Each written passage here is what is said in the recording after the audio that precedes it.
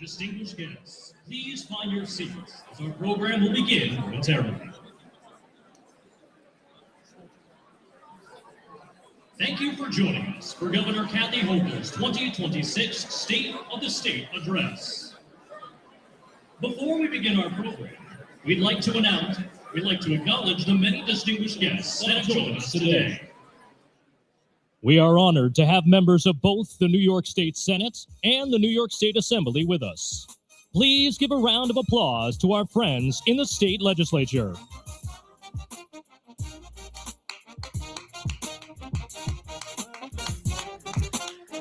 We'd also like to acknowledge our legislative leadership in attendance. There's no need to hold your applause, so give it up for the leader of the New York State Senate, Andrea Stewart-Cousins.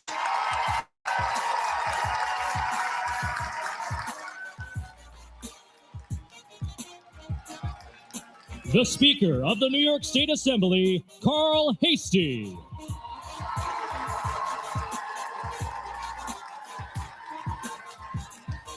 Senate Minority Leader Robert Ort. Assembly Minority Leader William Barclay. Deputy Majority Leader of the Senate, Michael Gianaris. And Majority Leader of the Assembly, Crystal Peoples-Stokes.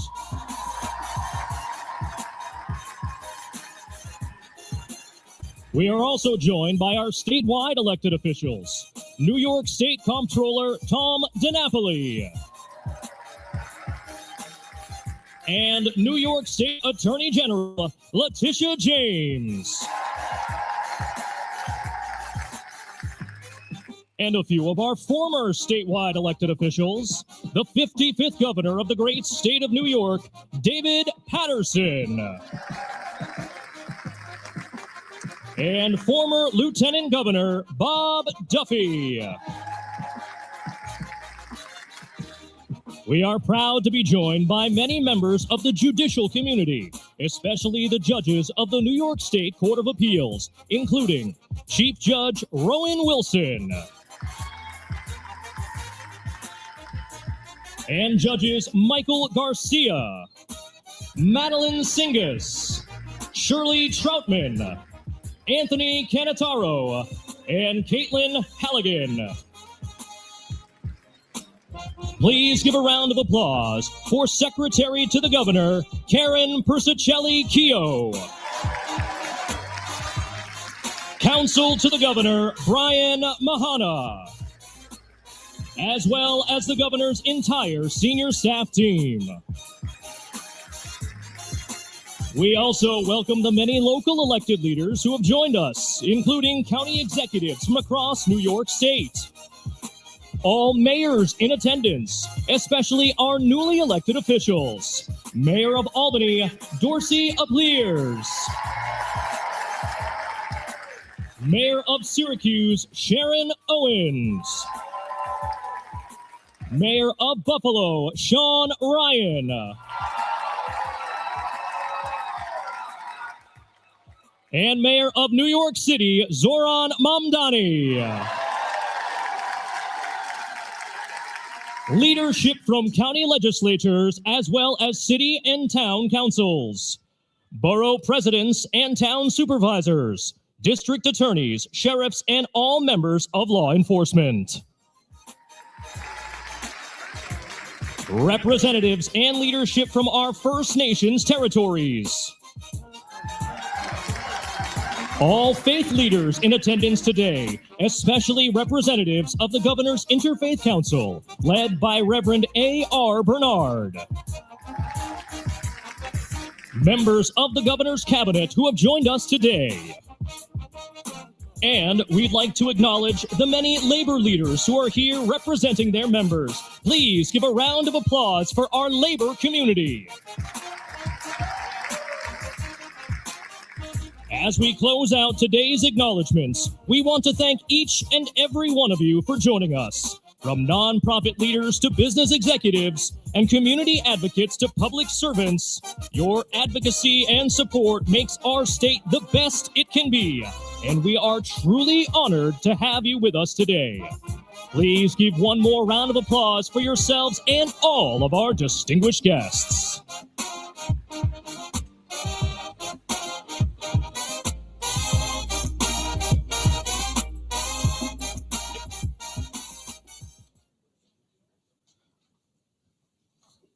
Distinguished guests, please find your seats and silence your cell phones. The program will begin shortly.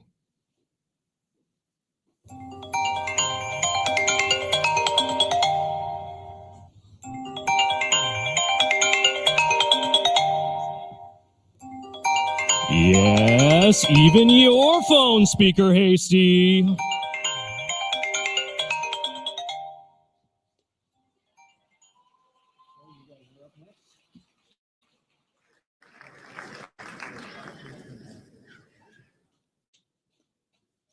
Ladies and gentlemen, please welcome the pride of the Orange, the Syracuse University Marching Band.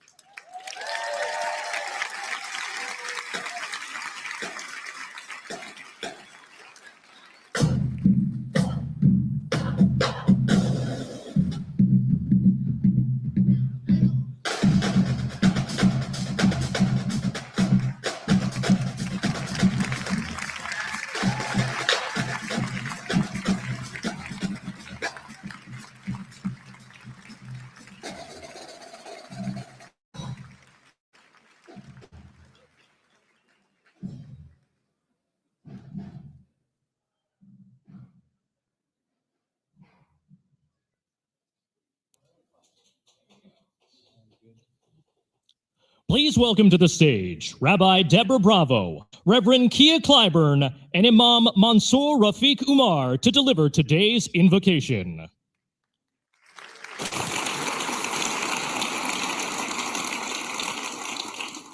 Adonai Eloheinu v'Elohei imotenu v'avotenu, our God of our mothers and of our fathers, grant guidance to our governor, Kathy Hochul, and to the great leaders of the magnificent state of New York. In these difficult times, O God, guide them to continue to walk the path of justice, compassion, and grace.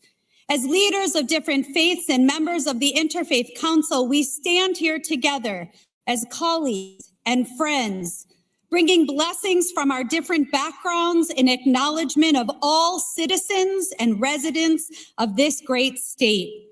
During these economically challenging moments, give our leaders vision to continue to support the child, the worker, the downtrodden. During these days where violence and crimes are surfacing, where hatred of all kinds is prevalent and abound, from anti-Semitism to Islamophobia to hatred of the immigrant and the drifter. Oh God, give our leaders the strength to continue to fight against inhumanity on a path towards safety and security for all. In these moments where mental health is unstable for the youth and the elderly alike, give them continued courage to remain on a path of support, assistance, and love. During these times when simple living can be difficult, give our leaders continued vision to find homes for all, transportation for those who need, and a world that is environmentally sound. Oh God, we live in times of challenge and doubt, so we beg of you, instill in these leaders ongoing courage to fight the misinformation and the misguided, to always be on a path of tikkun olam, of repairing this world, this country, this state, to be a beacon of light and of life for all peoples. May this great state, under this directed, determined, compassionate, and wise leadership, always be a home for the orphan and the homeless, the immigrant and the wanderer, for the Black, brown, yellow, white, red, and blue, for the Christian, Muslim, and Jew, the Hindu, Buddhist, Sikh, and Baha'i, the pagan, Native American, atheist, and agnostic, for those who are economically challenged and for those whose needs are not economical at all. From the city streets of the boroughs to the neighborhoods of the suburbs, from the upstate farms to the banks of the Niagara, may no inch be unwatched, no soul be omitted, no idea be too small. May our leaders be driven by ethical principles of honesty, compassion, and fairness, as all leaders should be, but are not. As Justice Ruth Bader Ginsburg said, fight for the things that you care about, but do it in a way that will lead others to join you. Let this be the path for all of New York and for our great leaders. And let us all say, Amen.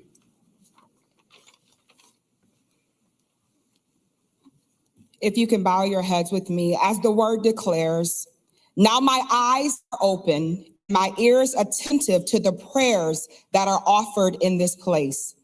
To the one who was, who is, and who is to come, the architect of justice, the author of peace, and the sustainer of truth, we pause in this sacred moment, not out of routine, but out of reverence and relationship. Not merely to mark a tradition, but summons the strength, clarity, and courage needed for fueling a promising future. Our state, the Empire State, New York, is more than just a place to visit on a map.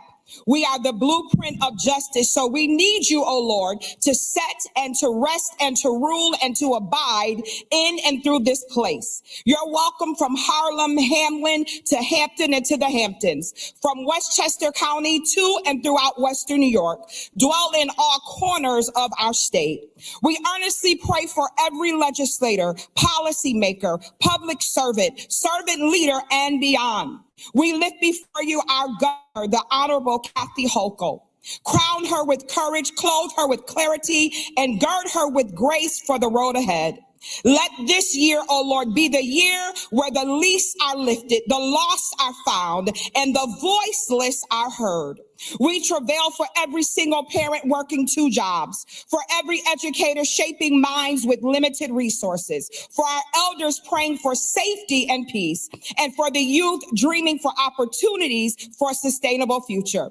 Please show grace to those suffering homelessness, helplessness, addiction, abuse, and mental illness. Let our state continue to be the model of hope, harmony, and healing for the nation and for the world.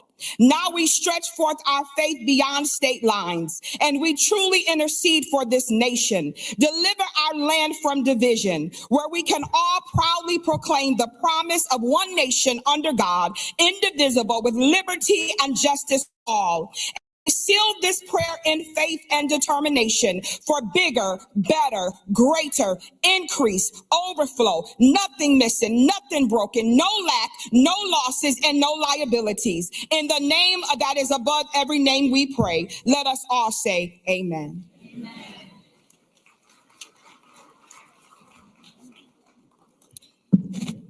Respected leaders from around the state, in the name of God Almighty, I greet you with the Islamic greetings of peace. Assalam.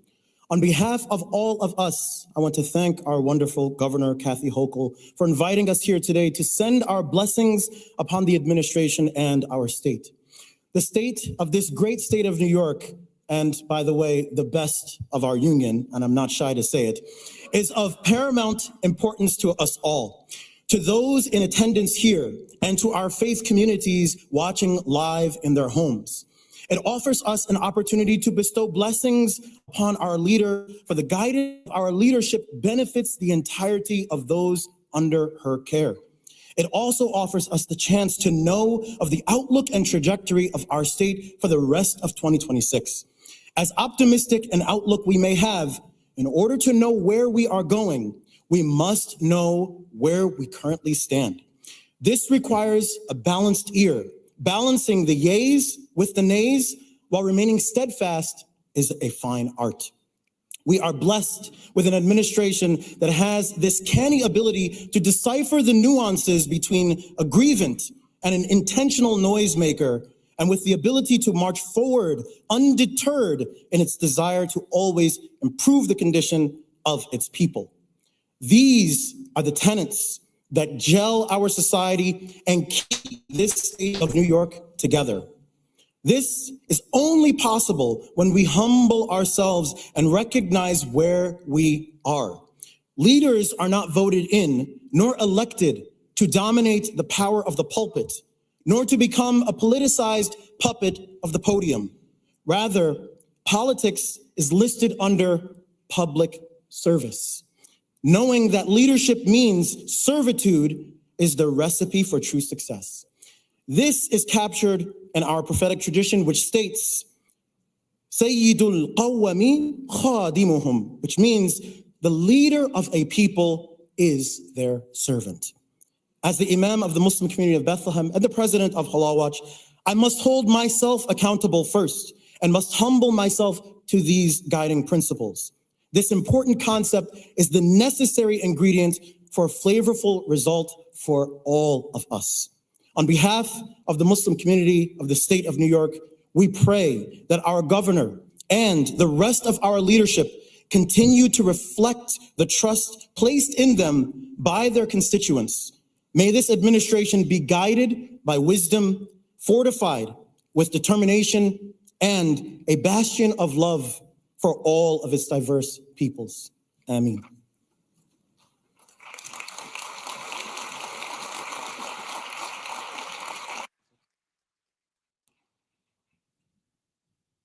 Now please rise for the posting of the state and national colors by members of the New York State Police Color Guard.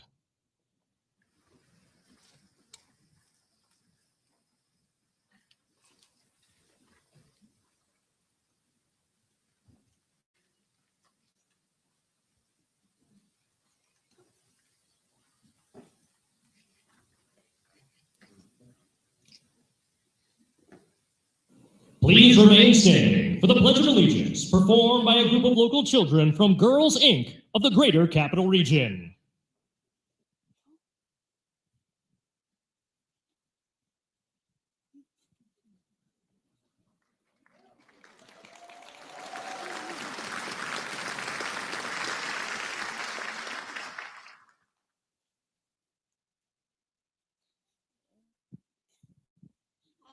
Allegiance to the flag of the United States of America and to the republic for which it stands, one nation, under God, indivisible, with liberty and justice for all.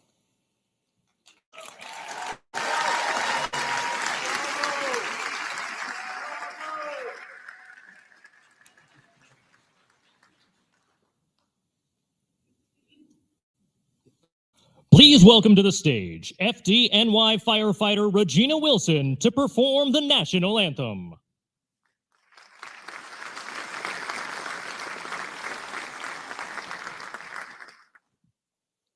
Oh, say, can you see by what so proudly we hailed at the twilight's last gleaming, whose broad stripes and bright stars through the perilous fight o'er the ramparts we watched were so gallantly streaming, and the rocket's red glare, the bombs bursting in air, gave to the night that our flag was still there.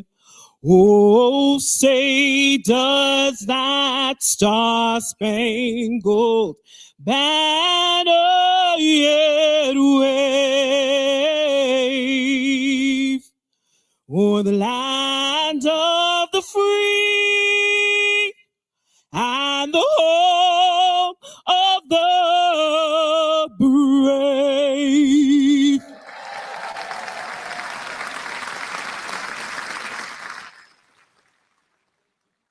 Please be seated as the Guard retires the colors.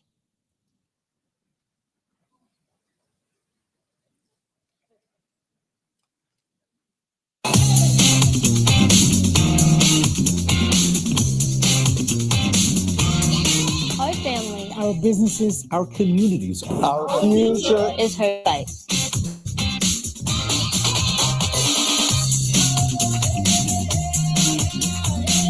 I'm Fran Drescher, and I'm a New Yorker. I'm a New Yorker. I'm a New Yorker. We are New Yorkers. 2025 was a tough year. Washington made things harder, Costs went up. Uncertainty went up. and families were left paying the price. It was a tough year. New Yorkers were tougher. While Washington played games, our governor got to work. She built more housing, schools, businesses, good-paying union jobs, And a better Empire State for all who call it home. When families were stretched thin, she cut middle-class taxes. When costs were crushing parents, she invested billions in childcare. And tripled the child tax credit. When classrooms were overwhelmed and distractions were everywhere, We led the nation in banning smartphones in our classrooms, creating a distraction-free environment where our kids can thrive. When communities were worried about safety, she invested in law enforcement and drove shootings down.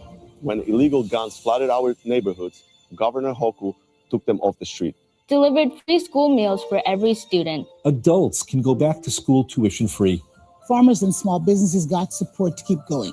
And while Washington stalled, New York kept building housing, transit, and jobs. In central New York, Governor Hochul secured the largest private investment in American history. Pregnant workers get paid prenatal leave. The minimum wage is tied to inflation. is everything fixed? No, The work isn't done. but when things get hard, we don't point fingers and we don't back down. New York steps up and leads. On affordability, Mental health, On public safety, That's what New Yorkers expect. And that's the leadership we've had. from a mom from Buffalo, From a mom from Buffalo, From a mom from Buffalo, someone who knows what it means to stretch a dollar, to raise a family, and to fight for this state every single day.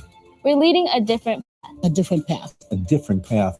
a better path, and we're just getting started. She's just getting started. And now, please welcome the governor of the great state of New York, Kathy Hochul.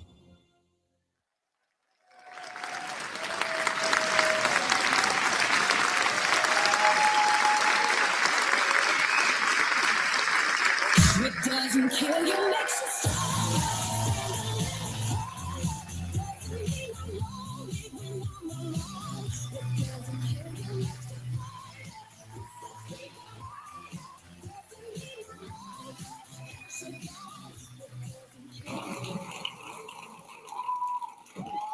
Thank you. Thank you. Thank you so much. Hello, New York. Well, welcome. And I want to, what do you think of that marching band from Syracuse University? Gotta get that in. Go Orange. But I also want to thank them for being the best marching bands in the entire country. Not just me, but everyone else is saying that as well. But also, we have a lot to accomplish here today. And I want to, first of all, recognize and acknowledge the leader of the Senate, Andrea Stewart Cousins, and Assembly Speaker Carl Heastie. Two extraordinary leaders I consider incredible partners as we chart the path forward for New York. Let's also give a round of applause for our protector, our Attorney General, Tish James. The keeper of the coffers, our comptroller, Tom DiNapoli, did a great job. And all the way from Buffalo, one of the Buffalo Bill's biggest fans, is our Assembly Majority Leader, Crystal Peoples-Stokes. I'd like to recognize Senate Minority Leader Bob Ort,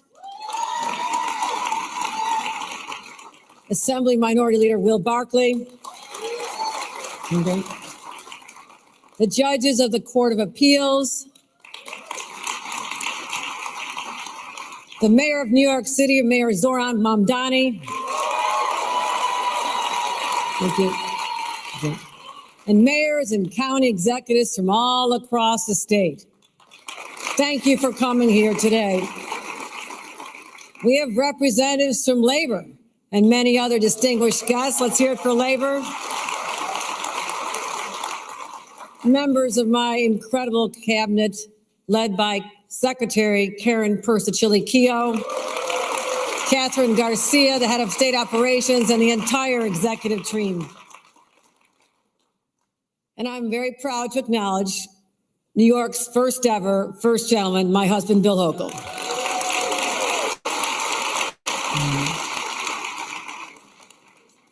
Today, on this 13th day of 2026, we'll embark on a journey together.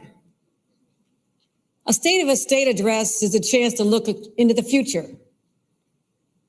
But this address actually calls us to do something much bigger than this moment.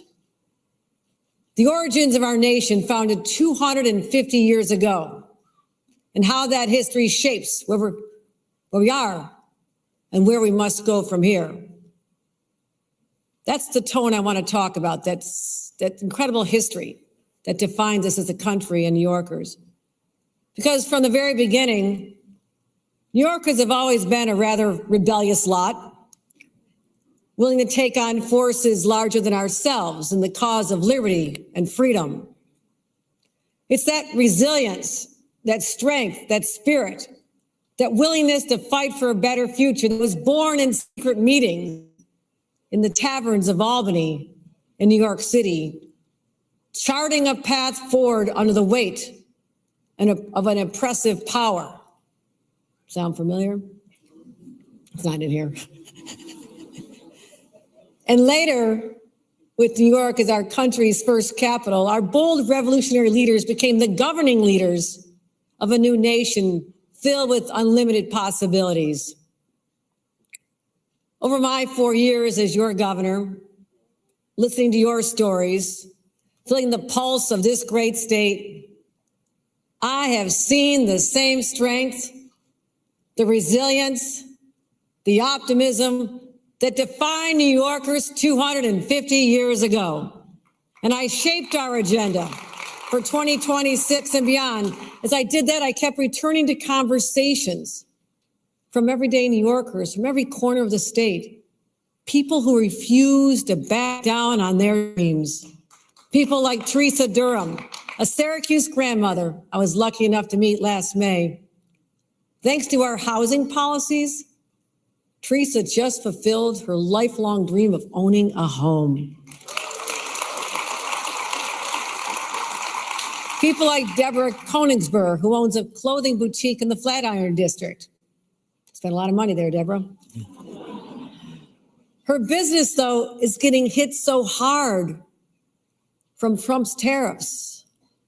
And somehow she's making it all work while still leading a nonprofit that supports homeless children and women. And I think about young people like Josiah Morales, a 14-year-old who had the courage to seek help when he was struggling with mental health. Today, he's out sharing his inspiring story, reminding his peers it's okay to accept a helping hand.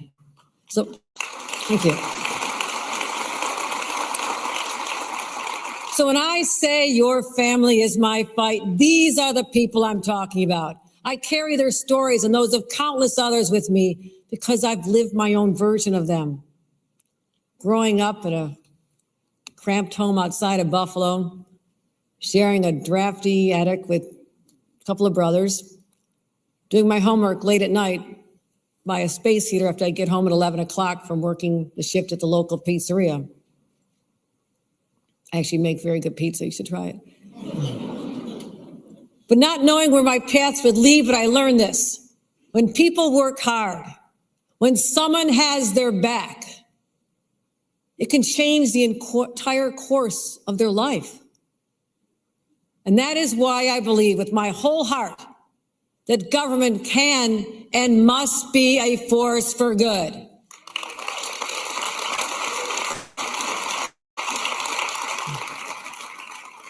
And over the last 4 years, we've proven it. We took our state emerging from a crisis and powered a comeback that few thought was possible. Crime is down. Crime is down in the places New Yorkers feel it the most, on our streets and our subways. Our communities are safer than they've been in years. And we know people need a safe place to live. That's why, working together with the legislature, we secured the most significant housing deal in half a century, so young families can put down roots.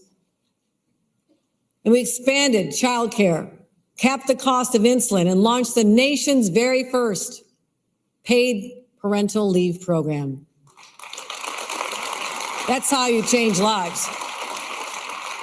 We also made historic investments in clean energy, chips manufacturing, advanced manufacturing, creating tens of thousands of good-paying jobs.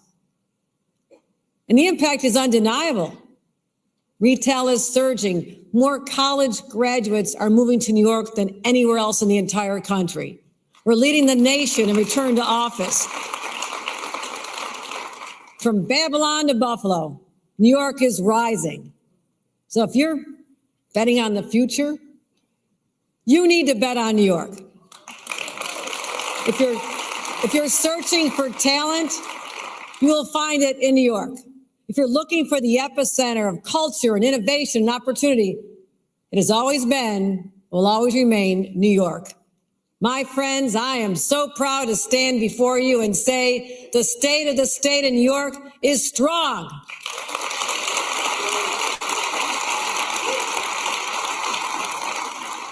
And we're just getting started. I need to level with you. This moment carries real threats from Donald Trump and his enablers in Congress, driving up costs on everything from groceries to farm equipment through these reckless tariffs, killing major infrastructure projects that put union members to work,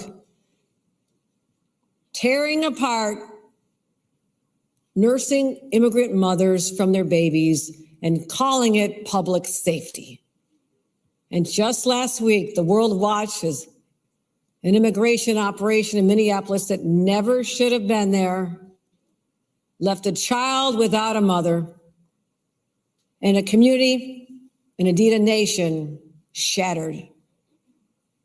It's all part of an agenda that only makes our lives harder.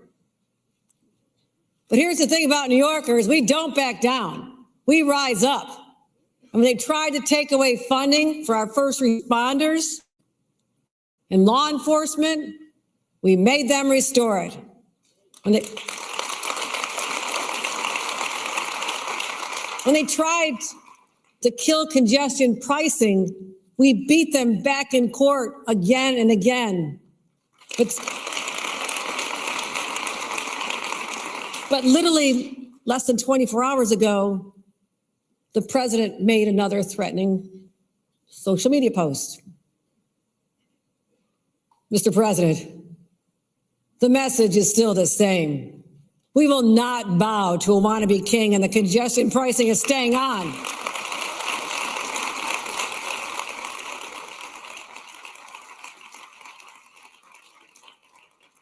Yes, this is a real year of uncertainty driven by reckless federal policies.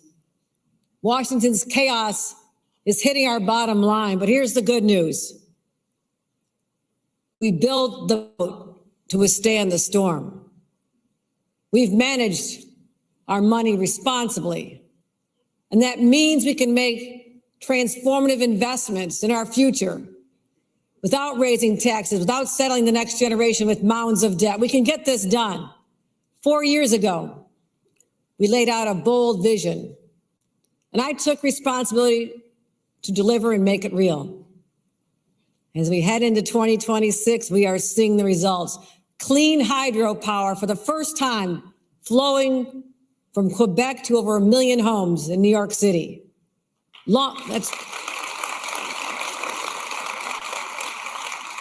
Long-stalled housing projects finally rising from the ground.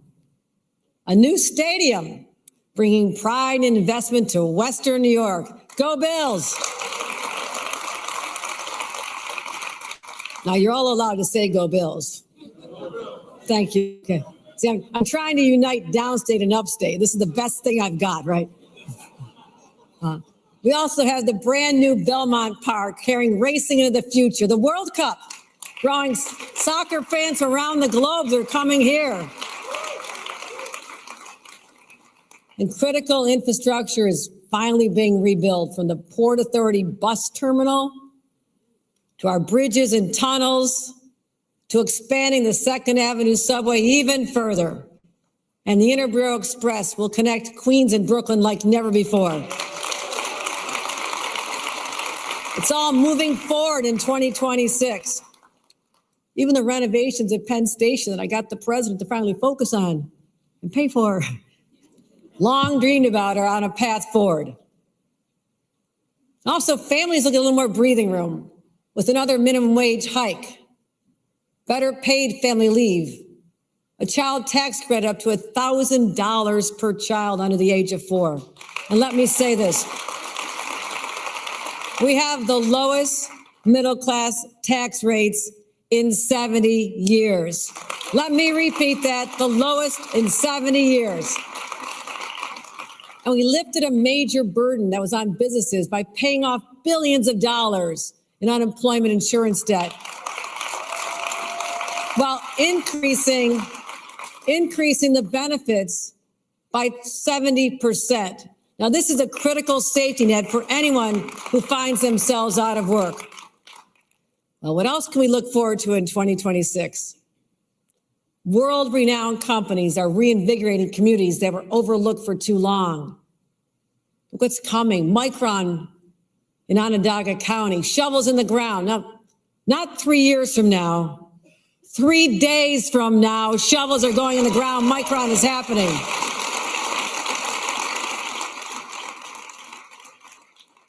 Fairlife in Monroe County, Chobani in Oneida County. These wins are the results of fights we took on, investments we made, and a future we chose together.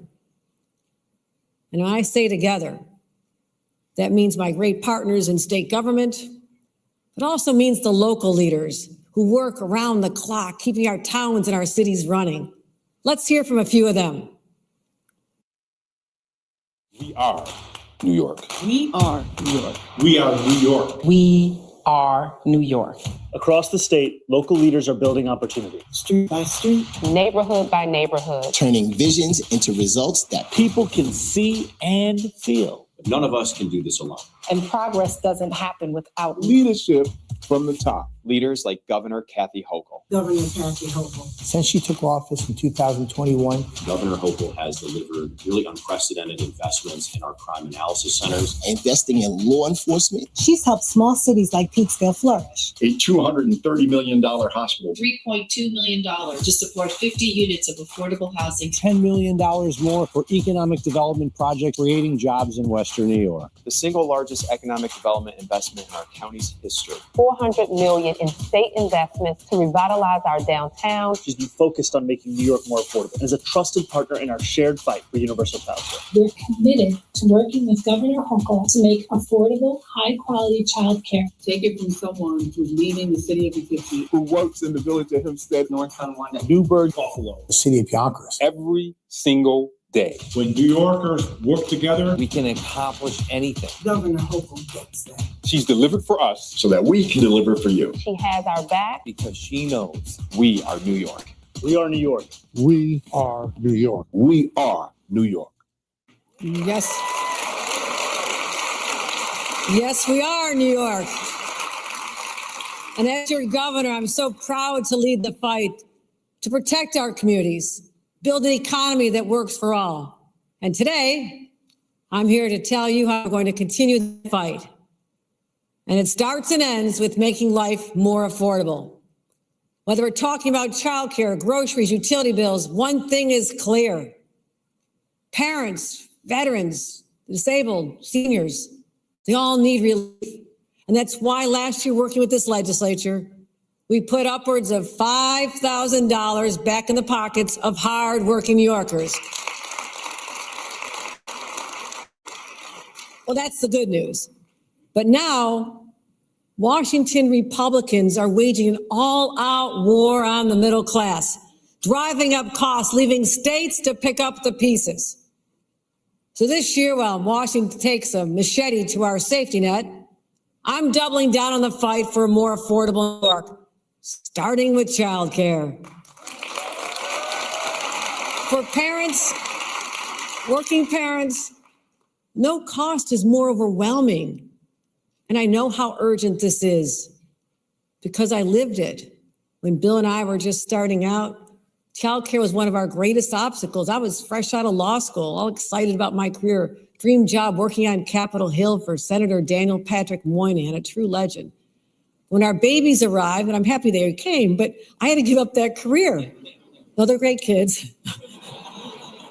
They're now giving me other babies, which is great. But we simply couldn't find available, affordable childcare like so many other people then and now. It was heartbreaking. It was tough then, but for too many families today, it is almost impossible. Get this, in New York City, childcare costs between $26,000 and $40,000 a year. For that price, your toddler should be fluent in 3 languages and doing your taxes.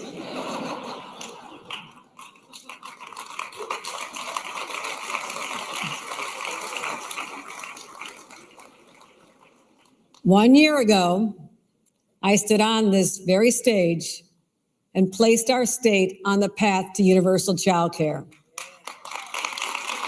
Today, I stand before you with a clear roadmap to show you how we'll get there, building on over $8 billion in childcare investments we have made since 2022. And this plan will ultimately deliver universal childcare for every single family in New York, full stop. Full stop. Now, the work has already begun. 5 days ago, I stood with Mayor Mondami. We stood together. Thank you. Thank you. Thank you. Come on. Republicans have kids too. You can stand.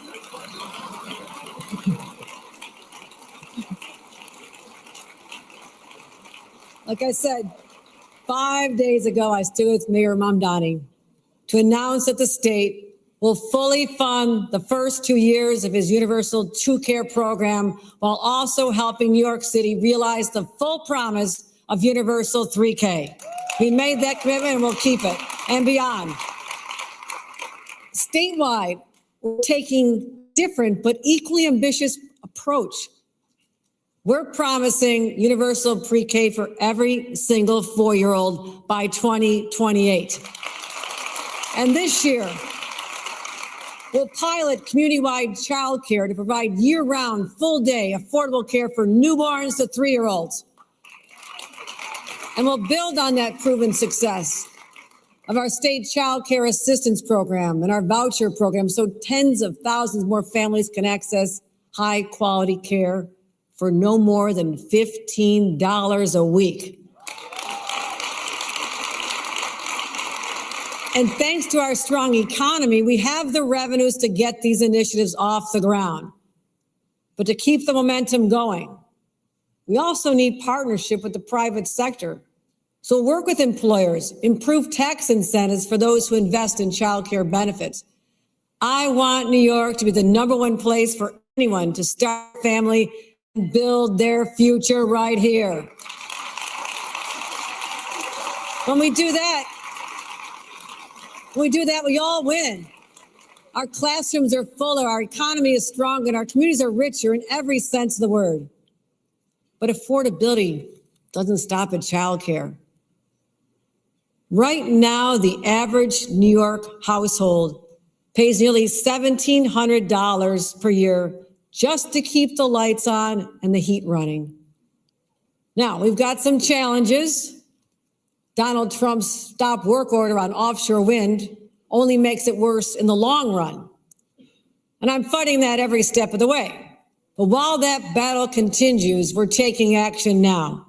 Streamlining utility assistance, helping homeowners make energy efficient upgrades, and protecting New Yorkers who are being blindsided by exorbitant rate hikes. We can make energy more affordable and reliable while still leading the nation in sustainable investments, leaving this state even stronger for our children and grandchildren. And there's another affordability issue that's been apparent for years. Anybody out there own a car? Yes. The sky-high cost of auto insurance. Now, in many parts of our state, owning an automobile is not a luxury, it's a necessity. Yet, New Yorkers pay the highest auto insurance rates in the nation, averaging $4,000 a year, $1,500 more than the national average. Now, not because New Yorkers are doing anything wrong. I'm sure they're all really good drivers, right? I think they are. But why? Because of rampant fraud and runaway litigation costs are jacking up the prices. Now, let me be clear how that happens. When the system allows out-of-control payouts, those costs get passed on to you in the form of higher monthly premium bills. New Yorkers should not pay more for the same coverage. And this is the year we're going to do something about it. We're putting the brakes on fraud. We're ending a system that rewards illegal behavior. And if you are driving drunk, driving without a license, or committing a felony at the time of the crash, you should not get a payday. This is about finally standing up for millions of New York drivers who deserve a break.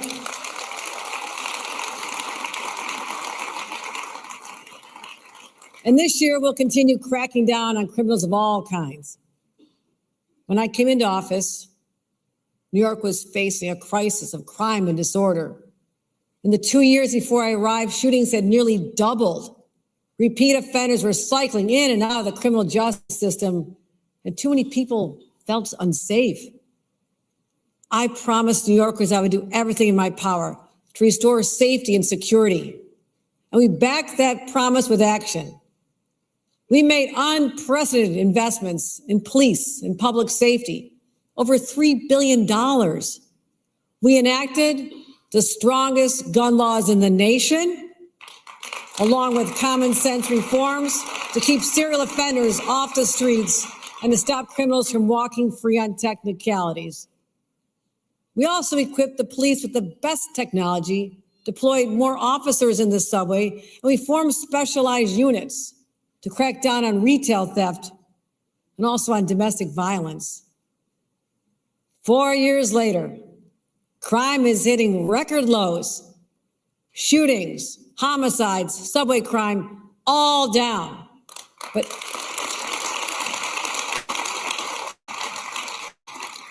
I'll tell you this, we'll never be satisfied. So this year we're building on what works, using data, coordination, smart enforcement to stay ahead of the criminals. And we'll expand our successful network of crime analysis centers statewide. On our subways, we're committed to maintaining enhanced police patrols.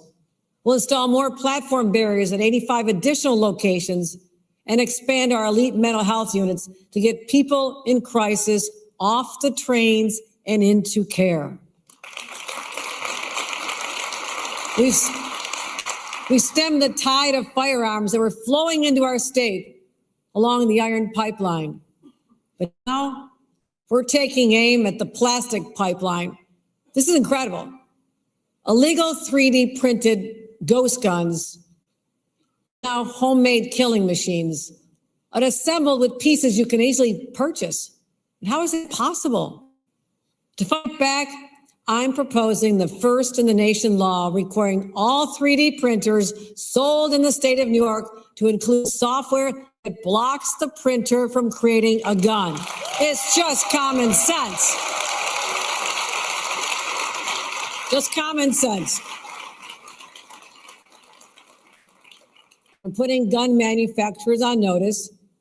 You'll no longer sell handguns that can be converted into semi-automatic machines able to fire 1,200 rounds a minute. Not here, not in New York. And that's how we save lives and fight crime. As we reflect on the freedoms fought so hard for 250 years ago, among them is the freedom to practice your religion without interference. In 2026, we'll take steps to protect our houses of worship against the rising tide of anti-Semitism and Islamophobia. Now, New York has already invested $130 million to better secure these sacred spaces. But clearly much more has to be done. Just last week, protesters led pro-Hamas chants outside a synagogue in Kew Gardens Hills. That's not free expression, that's harassment. And targeting a Jewish community this way is anti-Semitism. And that's why I'm proposing a ban on these protests. Now respect people's right to protest any day of the week, but not within 25 feet of the property line at houses of worship. So those who simply want to pray, can do so without fear or harassment. Everybody deserves it. Every faith deserves that. My responsibility for keeping New Yorkers safe, as you know, extends to our kids as well. We've taken on big tech and passed nation-leading laws so kids will no longer be subjected to the addictive algorithms that manipulate their minds.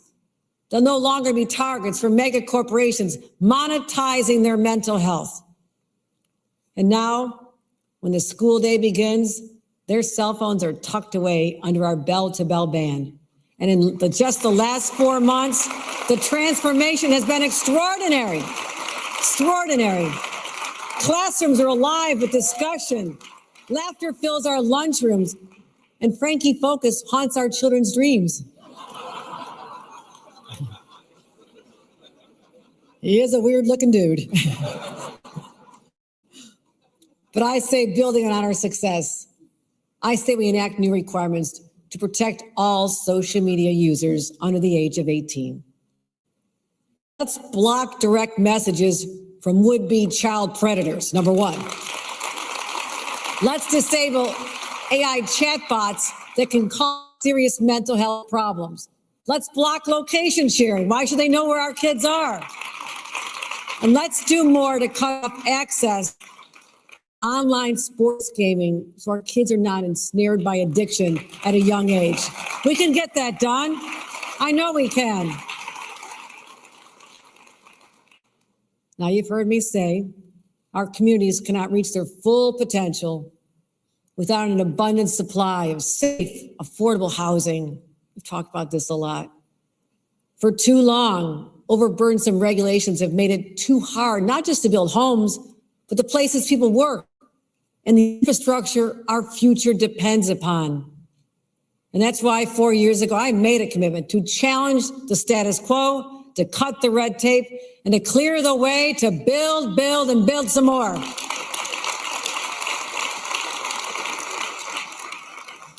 We took on a system that was failing our families and passed the most significant housing deal in 50 years. We got that done. But we made it very clear, standing still is no longer an option. As a result, when we did this, we saved over 71,000 homes that were at risk of being scrapped. We opened the door for another 800,000 over the next decade. And we funded shovel-ready projects. We strengthened tenant protections. We turned vacant properties into homes and protected rent-regulated housing. And local governments are stepping up too. Under our plan, over 400 pro-housing communities have agreed to build more homes. Not because we lead with carrots, because we lead with carrots. I started with a stick. Went right away to carrots. Eat your carrots. But under my approach, we have communities saying yes to building housing for the first time ever. They're stepping up. And I thank those communities. At first, we started with just 20 communities that were willing to step forward and say, I'll build more housing to get my hands on $650 million. I think everybody realized, we'd like to share that money too. So we're going to keep changing the culture around building. We have 400 communities. We're going to keep building this. And this year, we're going to invest an additional $250 million into affordable housing and $100 million to scale innovative manufactured housing that lowers costs and speeds constructions. These homes are beautiful, my friends. This is not the trailer park my parents started life in, that tiny rundown building. This is incredible. You can't tell the difference. I've visited so many of them. We'll also update our tax incentives to help owners of rent-regulated buildings in New York City make the repairs and investments to get more housing stock online. And we'll crack down on the worst landlords with increased penalties and strengthen rent relief for seniors and New Yorkers with disabilities. But as far as we've still come, there's a lot of projects still stuck. Not because they're bad ideas, but because of the system itself. The system has become the obstacle. Even projects everybody agrees we need, affordable housing, clean energy, critical infrastructure, can spend years trapped in red tape, pushing up the costs and pushing opportunity further and further out of reach. So this year, we're taking a hard look at the environmental review processes that have not been updated in half a century. Now, right now, they slow down the very projects that help us fight climate change, create housing, and strengthen our communities. That's why in this budget, I'm proposing a simple, common sense update. When communities say yes to housing, infrastructure, clean energy, we're going to let them build. And when a town or city decides to move forward, they should not get stuck in regulatory hell. Now, cutting red tape doesn't end at the construction site. It extends to government too. This year will eliminate onerous, outdated regulations and leverage cutting-edge technology to show us how to make government work better.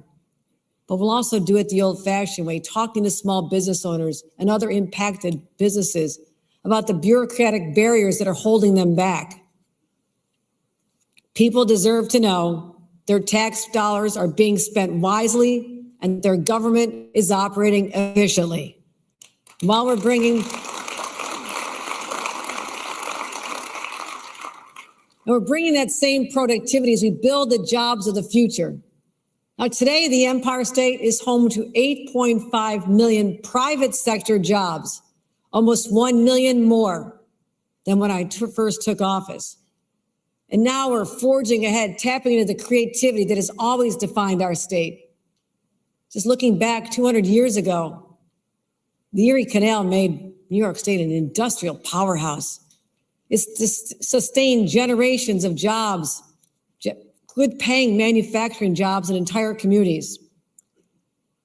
But those jobs, when they were shipped overseas in the 1970s, communities like mine paid the price. I remember when the steel plant shut down in Buffalo. It took a toll. And I remember seeing the pain from the out of business signs, businesses gone dark, the drawn faces I saw on the sidewalk that have lost hope. None of my siblings, big Irish Catholic family, right? Lots of siblings.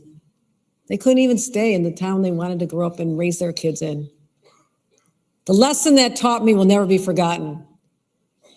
New York should never be left at the mercy of decisions made far away with no regard for the people here at home. So we're ushering in a rebirth of manufacturing, one that's built to last. In 2022, we enacted the nation's largest semiconductor incentive program, ensuring that the defining technology of our time would be built in New York by New Yorkers. We're already landing the world's largest chip makers, but to ensure that these opportunities are within reach for all, not just reserved for a select few, I'm going to be investing $500 million to help all New Yorkers gain the skills they need to succeed. We'll do that. Let's go way back, though. It starts with the fundamentals you learn in school. And that's why 2 years ago, I took on some strong interest and insisted that we go back to basics on how we teach our kids to read for the first time in 20 years. And we got rid of ineffective methods. We took on that fight and we won. This year, let's take the same approach to math so we can prepare the next generation for the jobs of tomorrow. And for those who want to embark on a new career, adults who want to do something different or the job that they chose isn't working out, we launched free community college for adult learners pursuing high demand careers from healthcare to advanced manufacturing.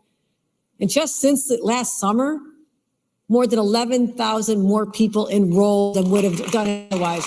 We're opening the doors of opportunity like my family had. Let's expand it even further. It's working. Let's expand it to add new fields like logistics, air traffic control, emergency management, other fields. We can get this done. But also, speaking of preparing for the future, we must plan for the energy that industries require. Now, last year, I took on the bold step of greenlighting the first nuclear project in a generation. It is a vital part of our all-the-above approach to energy. I realized it sounded very ambitious. At the time, we set a goal of building 1 gigawatt of nuclear power. We thought about it. There's one thing I believe, you go big or you go home. So I've decided to raise the bar to 5 gigawatts. That's more nuclear power than is built anywhere in the United States in the last 30 years. Let's do it. So many communities are begging for this upstate. And also, to make sure New Yorkers are ready for these good paying opportunities, there's going to be a lot of building involved, my friends in labor. We're going to have a nuclear workforce development program so we can forge our clean energy future together. We'll see what Homer's doing. But let me be clear. Our energy system exists to serve New Yorkers first. Now, data centers are vital for an innovative future, but they guzzle up tremendous amounts of energy and leave ratepayers footing the bill. So if they want to build in New York, they have to pay their fair share for the power they use. But also, ultimately, I want them, if you're going to come, you have to generate your own power independently, clean energy, not on the grid. And we're going to make sure that, because we will not allow technology to undermine our infrastructure and raise costs for New Yorkers. And we also won't allow technology to undermine our democracy, because people deserve to trust what they see and hear during election season. So this year, we'll require disclosures on all AI-generated images and videos so real New Yorkers know what's real and what's not. And we'll strengthen our existing laws that will prohibit deepfakes that impersonate candidates, deceive voters, and manipulate elections. Take a good look at these guns. Take a look at the guns. It's the last time you're going to see them.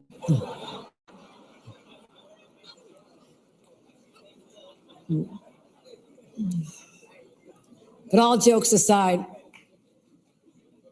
New York has always been a place where fundamental rights are vigorously defended. At a moment when those rights are under direct attack, New York is doing what we've always done. We're standing firm. When Roe v. Wade was overturned, we acted immediately, protecting abortion access and shielding patients and providers from political persecution. We enshrined the Equal Rights Amendment in our state constitution, and we strengthened one of the nation's oldest human rights laws. But over the last year, that record has come under siege by the Trump administration. One of the clearest examples of what's at stake is the right to health care. Republicans in Washington want to drive up premiums, deny coverage, and force families to choose between seeing a doctor and paying their rent. Here in New York, we're going to fight like hell to stop them. This year, we'll protect affordable health care for more than 1.3 million New Yorkers at risk of losing it. That's how we stand up. We're also protecting access to life-saving vaccines. Last year, when pharmacies started turning people away, I literally had to declare an emergency, and we had to expand who could prescribe and administer vaccines so no New Yorker is left unprotected. And think about our kids. This year, I'll go further, ensuring New York's immunization standards are set by trusted medical experts, not conspiracy theorists.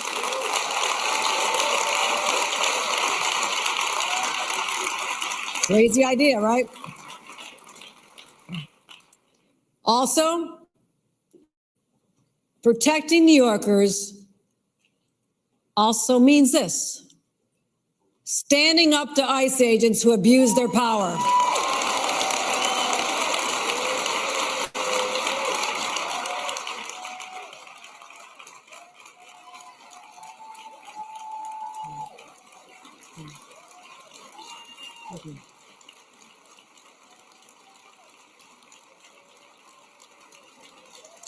Thank you.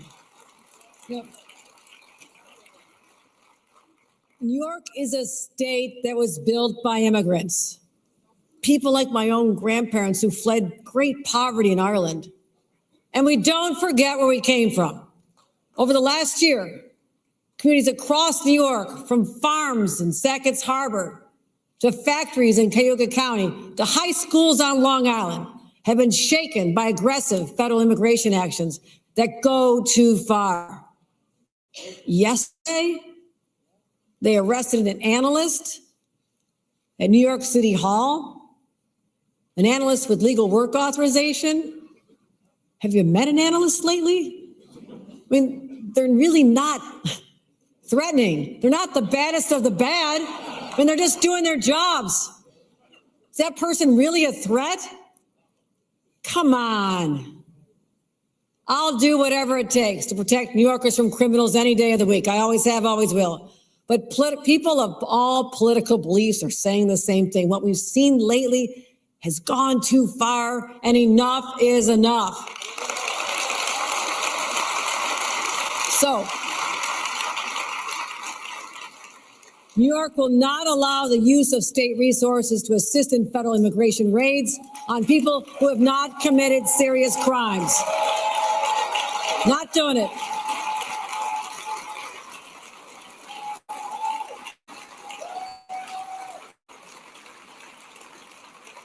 Let me be clear.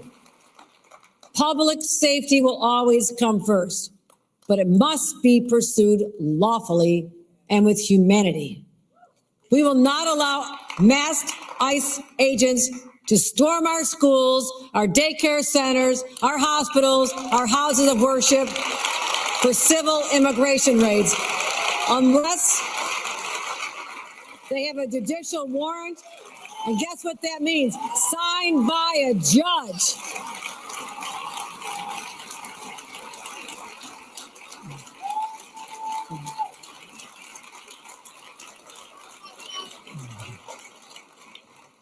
And when these boundaries are crossed, accountability matters. No one from the president on down is above the law. Let me repeat, no one. And that's why I will move to have New Yorkers hold ICE agents and others accountable in court when they act outside their scope of duties. Now we need accountability. This does not interfere with local law enforcement or public safety. It simply affirms a core truth. Power does not justify abuse. And if someone's constitutional rights are violated here in the state of New York, I say they deserve their day in court. No matter what happens in Washington, no matter who's in the White House, rest assured, your family, your future are my fight. And, you know, history has proven when freedom is on the line, New York shows up, beginning with the ordinary people who stood up and fought for their freedom and values.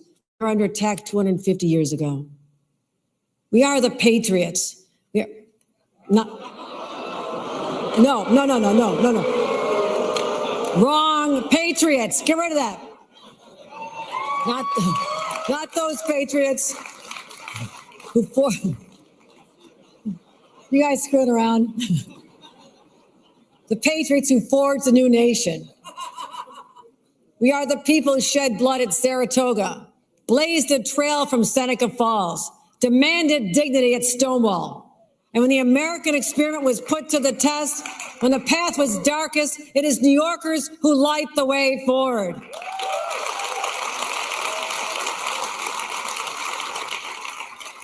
Some of the challenges before us today are very similar to those New Yorkers faced 250 years ago. Others are new. The battles may look different, but there's one thing that never changes. It's that unspeakable spirit and the toughness of the people of this state. You see it every single day. You see it in the police officer patrolling the streets of the night, allowing the rest of us to sleep safely. You see it in teachers encouraging students to pursue their dreams, like my 8th grade social studies teacher, Mr. Peter James, did at Hamburg Middle School. It's the nurse in the North Country who puts her kids to bed before heading to the hospital for the overnight shift.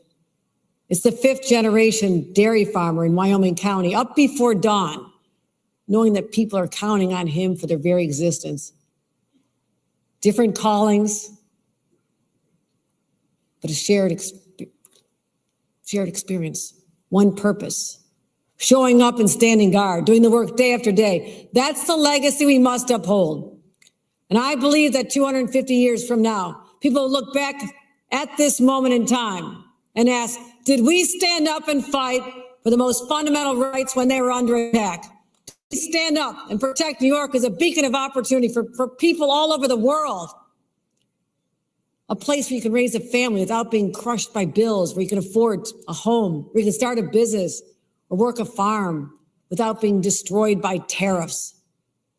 Did we properly invest in education, knowing that an educated populace may be our best defense against tyranny? And And when long cherished rights were stripped away and our very democracy was threatened, did we stand up and fight back and protect them? Now, to each of these questions, I know New Yorkers will accept no answer other than a resounding yes. And that, my friends, is the essence of my 2026 State of the State. In the weeks ahead, working with Leader Stuart Cousins and Speaker Heastie, we'll find even more ways to deliver for New Yorkers, just as we've done these last 5 years. Because there's one thing I know.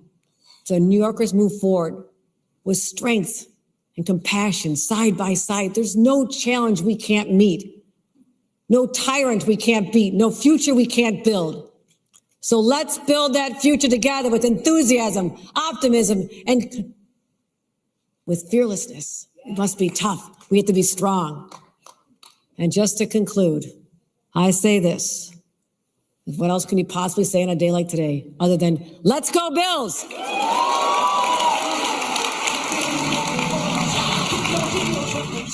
your hands up and throw your head back and come on now. The Bills are making it happen now. Stand up now, come on and shout. Yeah, yeah, yeah, yeah. Say you will. Shout it right now, baby. Say you will. Come on, come on. Say you will. Come on and shout. Say you will. Yeah. Buffalo's happening now. We're on the move now. The Bills are happening now. They're making it happen now. We got the spirit, a lot of spirit, yeah. We got the spirit. Just watch it happen now. Hey, hey, hey, hey, hey. Let's go Buffalo. Let's go Buffalo. Let's go Buffalo. Let's go Buffalo. The Bills make me wanna shout.